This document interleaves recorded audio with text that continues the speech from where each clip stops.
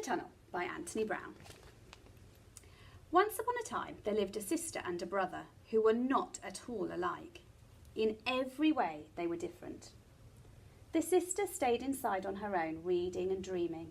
The brother played outside with his friends, laughing and shouting, throwing and kicking, roughing and tumbling.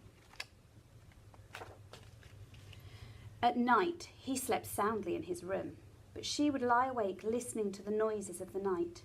Sometimes he crept into her room to frighten her, for he knew that she was afraid of the dark. Whenever they were together, they fought and argued noisily, all the time. One morning, their mother grew impatient with them. "Out you go together," she said, "and try to be nice to each other, just for once, and be back in time for lunch." But the boy didn't want his little sister with him.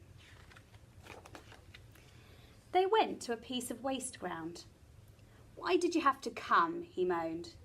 "It's not my fault," she said. "I didn't want to come to this awful place. It scares me." "Oh, you baby," said her brother. "You're frightened of everything." He went off to explore. "Hey, come here," he yelled a little while later. She walked over to him.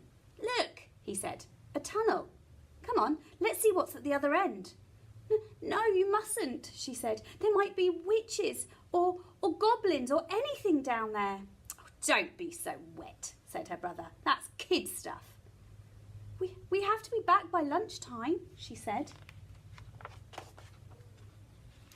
Her sister was frightened of the tunnel, and so she waited for him to come out again. She waited and waited, but he did not come out. She was close to tears. What could she do? She had to follow him into the tunnel.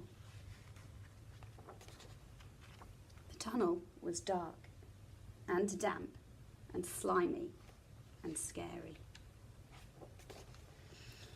At the other end, she found herself in a quiet wood.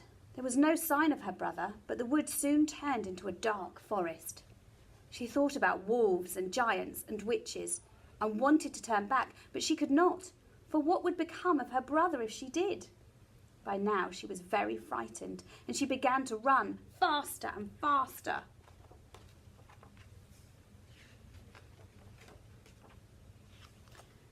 Just when she knew she could run no further, she came to a clearing. There was a figure, still as stone. It was her brother. "Oh no," she sobbed, "I'm too late." She threw her arms around the cold, hard form and wept.